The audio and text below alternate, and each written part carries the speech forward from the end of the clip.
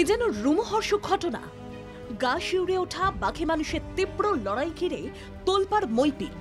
Real life নয়, real লাইফের রুদ্ধশ্বাস ঘটনায় নাগিনাবাদে আতঙ্কের বহর বেড়েছে। স্থানীয়রা জানান, আচমকা মাথা কামড়ে ধরে রয়্যাল বেঙ্গল। রবিবার রাতে চলে বাঘে মানুষের অসম লড়াই। নদী পেরিয়ে জঙ্গল থেকে একটি বাঘ লোকালয়ে চলে এসেছিল। বাঘের উপস্থিতির খবর পেয়ে বাঘ তাড়াতে রাতেই ঘটনাস্থলে পৌঁছন বনকর্মীরা। সোমবার সকালে বাঘ তাড়াতে গিয়ে এক বনকর্মী বাঘের আক্রমণের মুখে পড়ে। নেট দিয়ে যখন এলাকা ঘেরার কাজ চলছিল, তখনই বনকর্মীর উপর ঝাঁপিয়ে পড়ে ওই রয়্যাল বেঙ্গল টাইগার। বনকর্মীর মাথা কামড়ে ধরে বাঘটি। সঙ্গে সঙ্গে লাঠি সোঁটা নিয়ে পাল্টা বাঘকে আক্রমণ করেন সঙ্গী অন্যান্য বনকর্মীরা।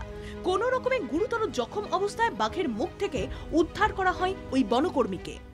ওনাকে বাঁচাতে গিয়ে ওনাকে অ্যাক্সিডেন্ট। বাঘ কোথায় কোথায় আক্রমণ কোথায় করেছে? সাথে গাড়িতে হাত ধুয়ে দিয়েছিল, গাড়িতে হাত ধুয়ে দিয়েছে। হ্যাঁ, আপনি ছিলেন? আপনি সঙ্গে ছিলেন?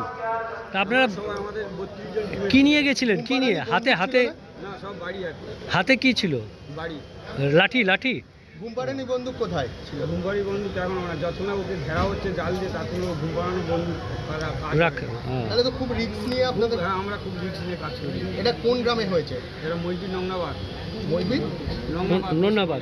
হ্যাঁ, বলছি কতজন ছিলেন আপনারা? আমরা 32 জন। মানে আপনার খবর ছিল যে ওখানে বাঘ রয়েছে, তো ওরকম শুধু লাঠি নিয়ে চলে যান?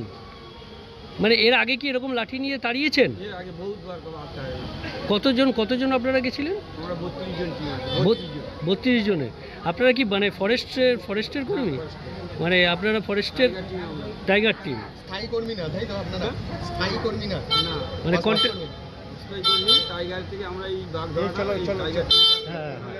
আক্রান্ত বনকর্মীর চিকিৎসার জন্য প্রথমে স্থানীয় স্বাস্থ্য কেন্দ্রে নিয়ে যাওয়া হয়। পরে সেখান থেকে তাকে এসএসকেএমে নিয়ে আসা হয়। এইখানে আঙুলের চোট হয়ে গেছে, আঙুলের চোট এইখানে কেটে গেছে, এটা কেটে গেছে, এইখান দিয়ে ছেড়ে গেছে। ডাক্তাররা ড্রেসিং করেছে, পরিষ্কার করেছে, করে দিয়ে ওনাকে আবার ট্রান্সফার করে দিয়েছে। দিয়ে আমি মুহূর্তে বাড়িতে এলাম। ওনার বাড়িতে এখনও জানানো হয় নাই এই পরিস্থিতি। কেন একটা মেয়ে অন্তঃসত্ত্ব আছে, বলে 9 মাসে প্রেগনেন্ট, তাই জন্য বাড়িতে জানানি। অসুস্থ হয়ে গেল ওই মেয়েটাকে নিয়ে ছোটাছুটি।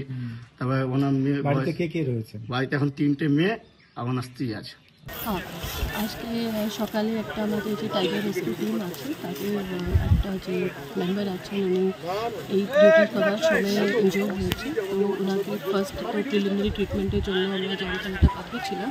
তো ওখানে প্রিলিমিনারি ট্রিটমেন্ট করার পরে ওনাকে পিজি আমরা নিয়ে গেছি। তো ওখানে ওনার আন্ডার ট্রিটমেন্ট আছে, স্টেবল আছে। এদিকে বাঘ এখনো ওই এলাকাতেই আছে বলে মনে করছে বন বিভাগের মতোই স্থানীয়রাও। এখনো ধরা যায়নি বাঘটিকে, ফলে এলাকাবাসীর মধ্যে তীব্র আতঙ্ক ছড়িয়েছে। ঘটনাস্থলে উপস্থিত রয়েছে মইপিট কোস্টাল থানার পুলিশ। এলাকা ঘিরে রেখেছে বন দফতর। জাহিদ মিস্ত্রির রিপোর্ট, বাংলা জাগো।